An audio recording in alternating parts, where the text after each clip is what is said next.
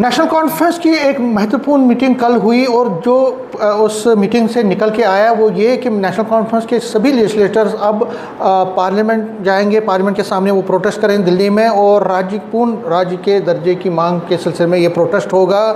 BJP का इस पर क्या रुख है? मेरे साथ इस पर बात करने के लिए हैं vice president Jammu and Kashmir BJP Priya Sethi. News 18 से बात करने के लिए शुक्रिया।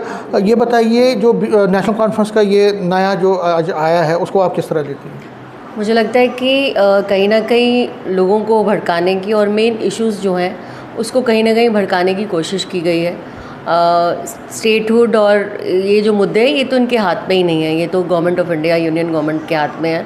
एंड पार्लियामेंट में जब माननीय प्रधानमंत्री जी ने और जब हमारे होम मिनिस्टर अमित शाह जी ने कहा है कि हम समय पर जो है स्टेटहुड देंगे, तो मुझे लगता है कि वो उसके ऊपर वो कायज़ हैं, और मुझे लगता है जाकर भी कोई फ़ायदा इनको मुझे लगता है होने वाला नहीं है।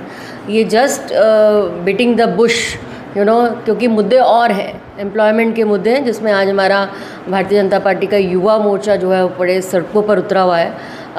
महिलाएं हैं जो दुखी हैं, त्रस्त हैं, जिनको सिलेंडर्स का कहीं ना कहीं एक इंतज़ार है कि कब एनसी गवर्नमेंट की नींद खुलेगी और कब ये हमारी तरफ हमारा रुख करेंगे।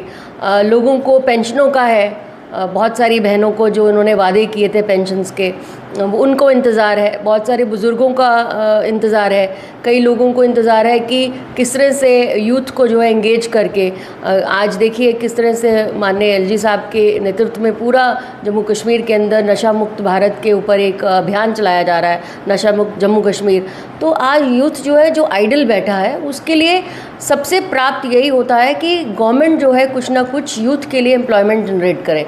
और इनसे पूछा जाए कि इन दो सालों के अंदर, आपके कार्यकाल के अंदर आपने कितनी एम्प्लॉयमेंट जनरेट की है, कितनी महिलाओं को आपने जो है अपनी पेंशनों से या फ्री सिलेंडर्स जो आपने बात की थी उससे आपने किया है।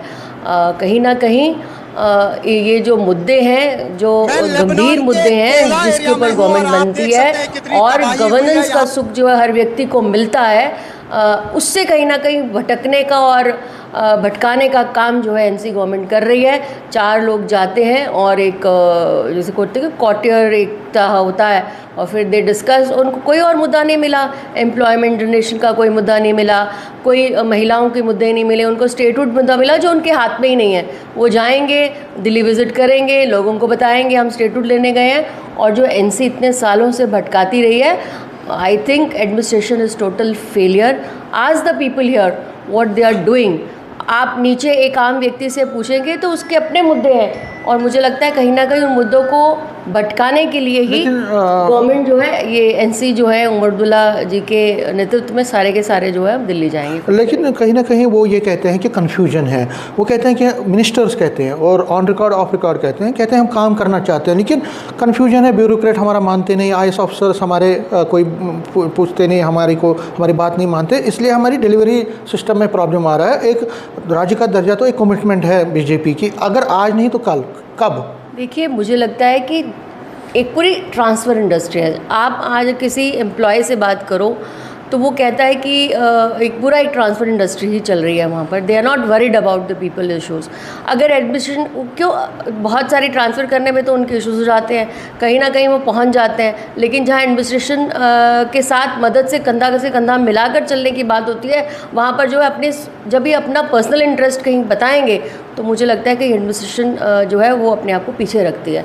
जब ये मुद्दे लोगों के उठाएंगे और लोगों के मुद्दों के ऊपर काम करेंगे तो मुझे लगता है एडमिनिस्ट्रेशन भी इनके साथ चलना जो है, और चल भी रही है। जब आप ट्रांसफ़र्स देते हो उनको और जब वो चीज़ें करते हो तो पूरी ट्रांसफ़र इंडस्ट्री जो है एनसी गवर्नमेंट ने बना के रख दी हुई है। हर डिपार्टमेंट जो है आज सिर्फ ट्रांसफ़र में ही अपने आप को सम्मिलित पा रहा है, और मुझे लग रहा है कहीं ना कहीं ये उन मुद्दों को, जो एक्चुअल मुद्दे हैं, आप कॉलेजेस जनरेट कीजिए। आप बताइए आप कि कितने कॉलेजेस के अंदर आपने क्या सिंप्लीफाई किया, आपने कितने जो है पॉलिटेक्निक्स या उसके ऊपर कितने किए हैं। IT डिपार्टमेंट इतना जघन्य डिपार्टमेंट है, उसके अंदर आपने यूथ को कितना एम्प्लॉय किया। मुझे लगता है फ्लोरिकल्चर एक इतना अच्छा डिपार्टमेंट है, उसके अंदर आपने क्या कुछ किया, कुछ नयापन लाया। आज भी हम इतनी अच्छी स्टेट होते हुए जहाँ हम रेवेन्यू जनरेट कर सकते हैं, हम पंजाब से जो है पूरा फूल जो है हम लेकर आते हैं।